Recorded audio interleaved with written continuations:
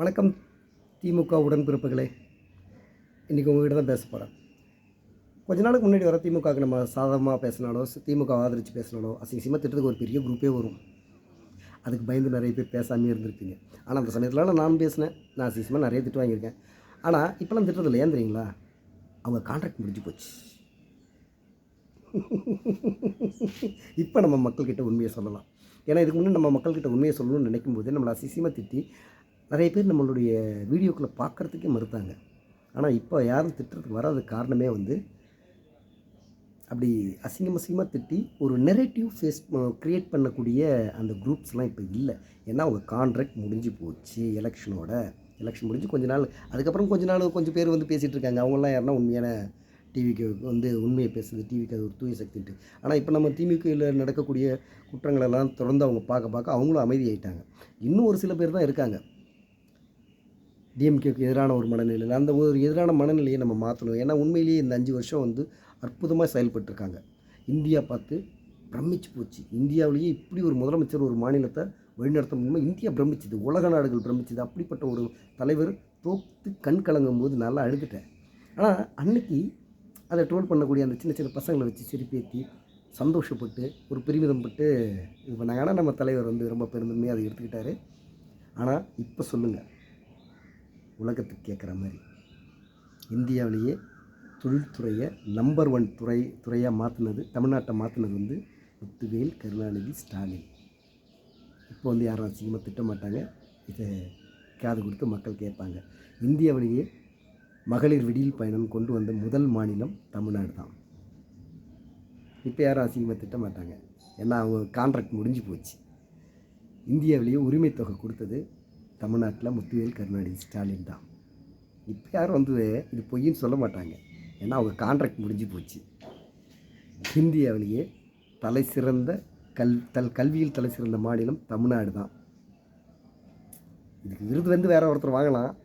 ஆனால் ஒரு மாதத்துலலாம் இதெல்லாம் கொண்டு வர முடியாது.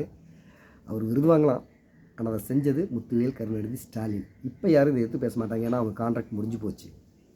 கான்ட்ராக்டுக்கு வந்தவங்க அவங்க வேலையை முடிச்சுட்டு போயிட்டாங்க. ஆனால் கொள்கைக்கு வந்த நம்மெல்லாம் பேசுகிறதுக்கு தயங்கினது ஏன்? ஏன்னா அவங்க அப்படிலாம் அசிங்கமாக பேசுகிறாங்க, நம்ம தயங்கணும். இப்போ யாரும் இல்லை, கான்ட்ராக்ட் முடிஞ்சு போச்சு. அவங்க கான்ட்ராக்டுக்கு வந்தாங்க, கான்ட்ராக்ட் முடிஞ்சு போச்சு. இதுக்கப்புறம் பேச மாட்டாங்க. இப்போது நாம் பேசணும், மக்கள்கிட்ட உண்மையை பேசணும். கடமை, கண்ணியம், கட்டுப்பாட்டோட, வார்த்தையிலையும் நாகரிகத்தோடு பேசணும். கான்ட்ராக்டுக்கு வந்தவங்க அசிங்கமாக பேசுவாங்க. ஏன்னா அவங்களுக்கு எவ்வளோ அசிங்கமாக பேசுகிறாங்களோ அவங்களுக்கு பணம் வரும். நமக்கெல்லாம் யாரும் கொடுக்க போகிறதில்ல.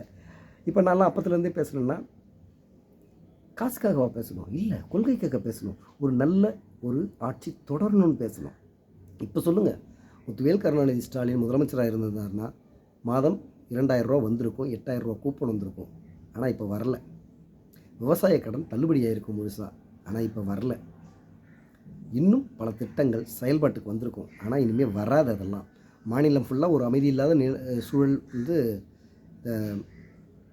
கொஞ்சம் ஒரு 3 நாளாக நடந்துகிட்ருக்கு. அது இதனாலன்னா ஆர்எஸ்எஸோட சித்தாந்தத்தை தாவேக்கா வெளிப்படுத்துது. ஆமாம், இஸ்லாமியர்களுடைய மாடு வெட்டி அந்த குர்பான் நிகழ்வு கொண்டாடக்கூடாதுன்ட்டு ஒரு இந்திய ஹிந்து நீதிபதி ஜிஆர் சாமிநாதன் தடை விதிக்கிறார். காவல்துறையை கூட்டிகிட்டு போயிட்டு காவல்துறையினர் உதவியோட அந்த சடங்கை நிறுத்துகிறாங்க. அதுக்கப்புறமாட்டி ஒரு விதமான ஒரு பதட்டமான ஹிந்துக்களுக்கும் இஸ்லாமியர்களுக்கும் ஏதோ ஒரு விரோதமான இந்துக்களுடைய எதிரிகள் இஸ்லாமியர்கள் கிறிஸ்தவர்கள்ன்ற மாதிரி ஒரு நெரேட்டிவ் அப்படியே சைலண்ட்டாக க்ரியேட் ஆகிட்டுருக்கு.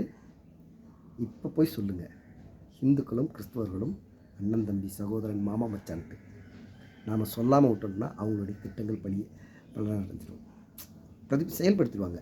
ஒன்றும் இல்லை, நேற்று திருப்பரங்குன்றத்தில் 87 பேர் மயக்கம் போட்டு விழுந்திருக்காங்க. போதுமான பாதுகாப்பு இல்லை, போதுமான அவங்களுக்கு போகக்கூடியதுக்கான சூழல் இல்லாதனால 87 பேர் நேற்று மயக்கம் போட்டு விழுந்திருக்காங்க. அதில் எத்தனை பேருக்கு ஏதோ ஆயிருக்கா என்னட்டு சரியாக நானும் அதுக்கப்புறம் கொஞ்சம் பார்க்க முடியல. இப்போது நாம் எதிர்க்கட்சியாக இருக்கோம், இருந்தாலும் கேள்வி கேட்கணும். ஏன் சரியான பாதுகாப்பு கொடுக்கல? 87 பேர் மயக்கம் அடைஞ்சு விழக்கூடிய அளவுக்கு நெரிசல் ஏன் ஏற்பட்டுச்சு, ஏன் பாதுகாப்பு கொடுக்கல நம்ம கேட்கணும். கேட்காம இருந்தோம்னா நம்ம உடன்பிறப்பாக இருக்கிறதுல என்ன இருக்க அர்த்தம்? தீ பரவட்டும்.